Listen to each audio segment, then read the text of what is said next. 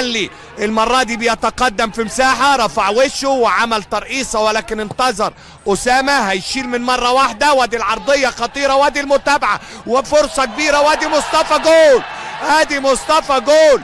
الفرسة الشقية، الفرسة الشقية في الدقيقة 32 ياخد الهدية، وده ما بيضيعش، على طول واحدة والتانية يحطها داخل الشباك علشان مصطفى فتحي يفك شفرة اللقاء ويأتي بالفارس الأبيض إلى الأمام بعد ما فك الشفرة في الدقيقة 32. ولكن بص شوف الحكاية، قلنا الجبهة اليمنى هي مصدر الخطورة والإزعاج، آدي الإبعاد وآدي مصطفى لم وافتح فتح، وعلى طول بالقدم اليسرى بيضع الهدف الأول مشاهدينا في أحداث هذا اللقاء علشان يتقدم الفارس الأبيض بهدف مقابل لا شيء.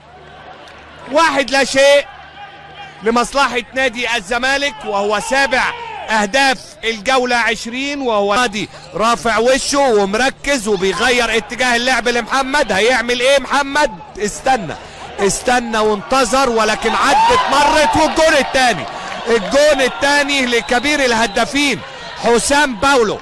حسام باولو قلت لحضراتكم الدقايق الأخيرة دايما بتشهد أهداف، وحسام باولو كبير الهدافين بيوقع على تاني أهدافه من فترة انتقاله إلى نادي الزمالك. ولكن آدي البداية وآدي الحكاية، وقفت ما بين أقدام محمد إبراهيم راحت اللي متفوق فيه حتى الآن نادي الزمالك بهدف مصطفى. آدي على طول ستانلي، محمد إبراهيم هيحل إيه؟ هيعمل إيه؟ يسلم ستانلي، وآدي الحصار الزملكاوي، وادي التسديدة بعيدة تماما من طارق حامد.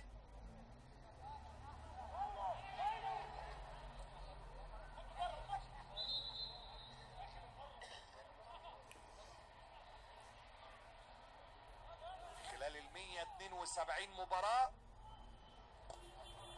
في الدقيقتين الأخرانيين من عمر وزمن اللقاء، من الدقيقة تقريبا 87 أو 88 للدقيقة 90 تم تسجيل 37 هدف بنسبة 9% و8. ادي كورة وتسديدة. بقول لحضراتكم النصر للتعدين بيحاول، اللي عنده حاجة بيحاول ان هو يعملها، لعل وعسى تصيب وتحقق الهدف المرجو.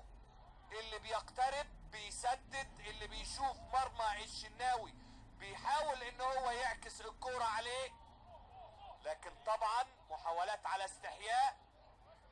بينما نادي الزمالك افتقر للمسة الأخيرة واللمسة قبل الأخيرة وإضاعة الفرص واستسهال اللقاء. ادي شيكابالا 1 و2 والتخريمة اياها اللي معتادينها وبيحاول يضغط، ولكن بالمهارة الفردية النهاردة الرباعي الأمامي كان بيأدي.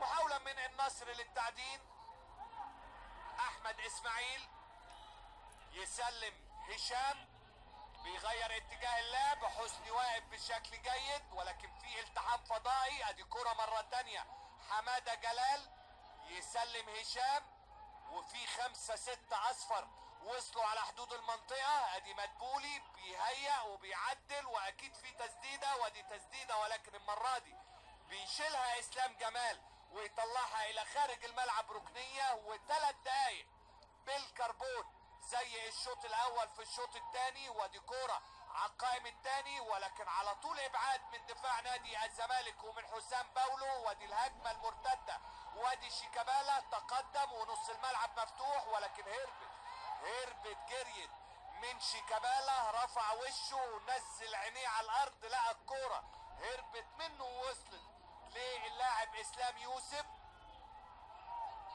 لسه بعيد شيكابالا زي ما بقول لحضراتكم، غياب 56 يوم، النهارده بيعود، نتمنى له الهدوء والاستقرار. احمد مدبولي مرة تانية، هيثم الفيل ضغط معروف، والله معروف عامل مباراة كبيرة. ادي شيكابالا المرة دي رافع وشه ومركز وبيغير اتجاه اللعب لمحمد. هيعمل ايه محمد؟ استنى وانتظر، ولكن عدت مرت. والجون الثاني، الجون الثاني لكبير الهدافين حسام باولو. قلت لحضراتكم الدقايق الاخيره دايما بتشهد اهداف، وحسام باولو كبير الهدافين بيوقع على تاني اهدافه من فترة انتقاله الى نادي الزمالك. ولكن ادي البداية وادي الحكاية، وقفت ما بين اقدام محمد ابراهيم، راحت للي ما بيهرجش ولا بيتأخر ولا منتظر.